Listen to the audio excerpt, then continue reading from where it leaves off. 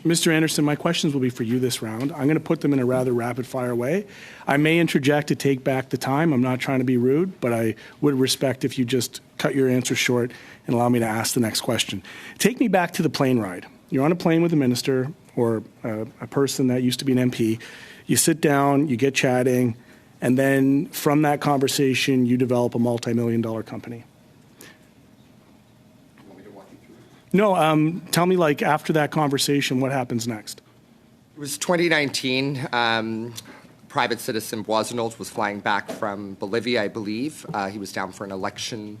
There was an election. He was part of a coalition. I was flying back to Edmonton. I was in the import-export business for wholesale sports. I owned import and export sporting goods equipment retail. And there was COVID-19 was just starting out, and I had an import-export license, and we were talking about the needs of what parts of the world were facing, and that there was a potential that this virus could come to Canada. Okay, that was the initial so I respect that, and I understand that you had some involvement with hockey sales and hockey equipment as well. Some matters that had been resolved between you and an organization. With Mr. Boissonneault, though, you had the experience in import-export. He had a past experience in government. Together, you saw this opportunity, you seized upon it, you formed a partnership. Is that correct? Correct. It was a 50-50 partnership? Correct. He was not operational. He was operational in 2020 and 2021. And in the structure of your organization, who reported to whom? None. We reported to each other. Did you report to anybody at any given time? No. So you were a principal, he was a principal, it was 50-50. Correct. At the height of your operations, what was the revenue? At the height, 35 million. So out of that, what would the compensation look like in dividends between the two owners?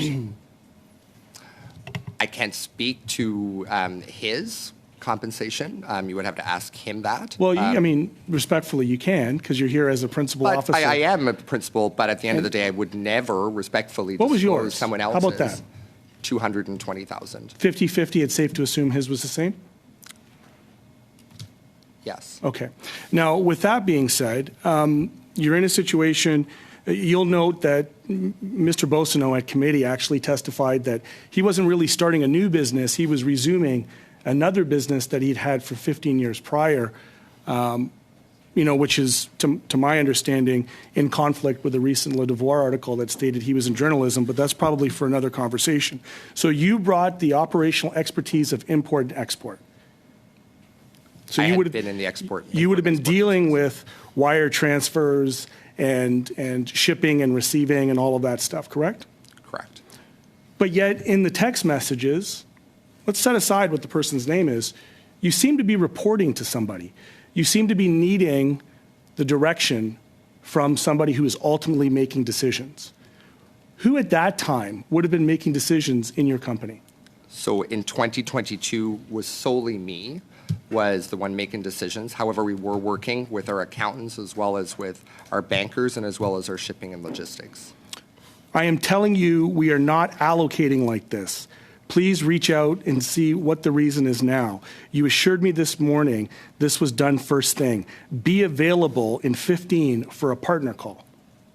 You were being, I think, directed, I think it's safe to say, to join a partner call. Who would have been the partner at that time, sir? I disagree with, I agree with the context of what you're saying, but I would say that you can look at all communications, which I've offered to this committee. Mr. Anderson, I've had an accountant before. An accountant would never, in a client business relationship, speak to me that way in a text, sir. Who was it that you were reporting to? Who was the other principal? I was reporting to no one else. Be available in 15 for a partner call. Do you agree that that text message is a valid text message, yes or no? I agree what you're saying. However, you're insinuating that I'm not I was insinuating. I'm stating, Randy quite Boissonneault. frankly, that the text, objectively, I have no grind. I'm not, I'm here just objectively looking at this, and I don't find your testimony credible, sir. And I'll tell you why. Because it says, be available in 15 minutes for a partner call. Only a partner or a principal in a dynamic in that kind of communication style could demand you to be on a call. Is that not a safe, objective statement to make?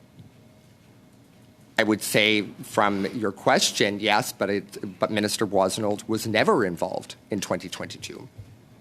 Who was the other? What partners did you have after that?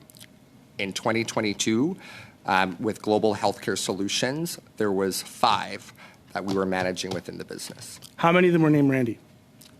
There was no Randy involved with Global Healthcare Solutions. What about the other company? Global Health Imports, there was a Randy. Randy Boisselot was involved till September of 2021. Did when he Mr. stepped away. Boisselot maintain his 50% share? Because I've heard you use very specific language. You said he was not operational in his role. Correct. Was he still a fiduciary on the company? Was he still receiving dividends? No. He didn't receive a penny after that? After 2021, no. Okay. So it's your testimony today that an autocorrect was the cause of all of this confusion? Is that what you're...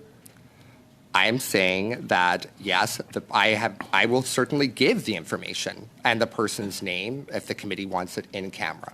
It is. I want to know, you seem to know pretty clearly where Mr. Barrett was going with his line of questioning. I would put to you that, to me, objectively, it would seem that you are validating the legitimacy of those text messages. Those are real text messages, correct? Broken sporadically, but they are text messages to Malvina Gowie, yes. Right. Mr. And Green. is that it? Oh, I was just getting started. Okay. Thank you. Thank you, Mr. Green. We're going to, Monsieur Villemure, 2 minutes de... Mr. Villemure, you have 2.5 minutes. Thank you very much, Mr. Chair. I'd like to give my time to my colleague from the NDP. 5 minutes. Thank you very much, and thank you to my friend from the block.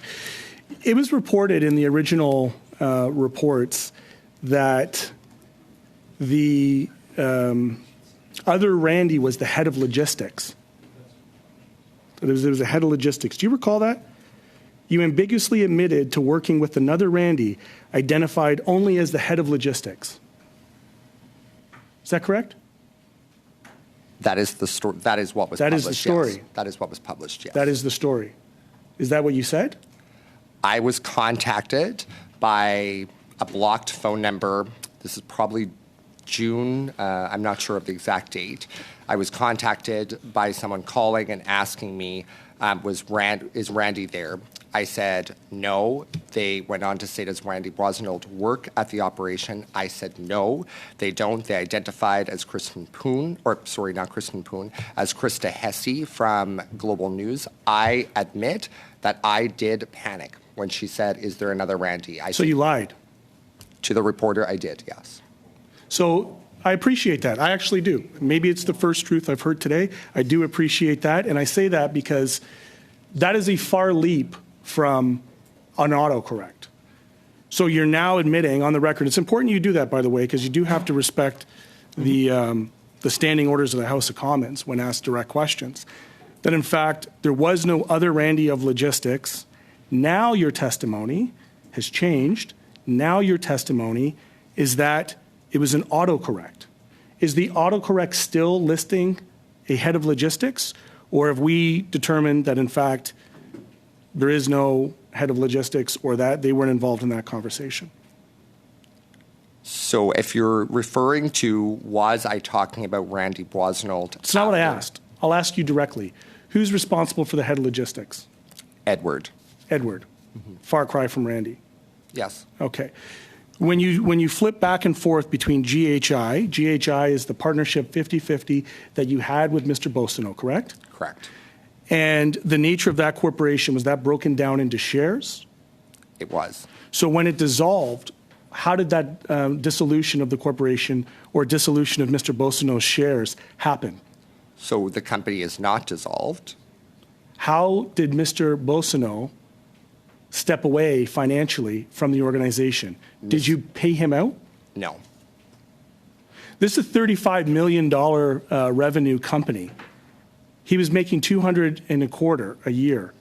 It's your testimony that he walked without any financial compensation? No. Randy Boisselot's involvement in Global Health Imports, to my understanding, is that his portion of his ownership was moved into a trust or So he still owns. Randy is not operational in the business. But he still I owns. did not buy him out, if that's what your testimony Correct. is. Yeah, because you would know that there would be filings for this, right? I didn't buy him out. Fair enough. $35 million company, you're each making $2.25 a year. Randy steps away because he's elected. His investments are now in trust.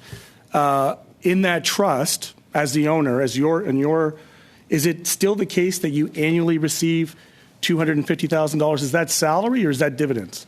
There has been no payments since 2022, since the incident that occurred in Edmonton. Because there's been no business?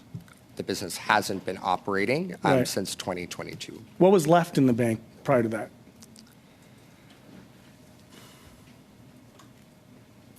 Prior to what date? Prior to the one you just gave? So we have been non-operational as we Is are there trying money to in restart. a holding account somewhere pending civil litigation? There is money in court that Being has held. been held in court pending the outcome of the litigation. So you also haven't been paid out. It's frozen, is that correct? That is correct. Who are the other 5 partners at Global Health Solutions? It was managing employees that were there. The question is, who are the other 5 there was partners? no other partners listed on the registry, just me. For GHS, no other partners? Listed on the filings, no. So no other partners in GHS, no other partners in GHI. You have a partner call. You've only had one partner ever on the record. That was Randy Boissonneau. We had managing directors in the company that But a were director's not a partner. owners. Agreed. So who joins your partner call? You're not going on a call by yourself. Come on, Stephen. No, there is 5 individuals, excuse me? There is 5 individuals that would be involved in any decision deal-making that we were making. Who are they?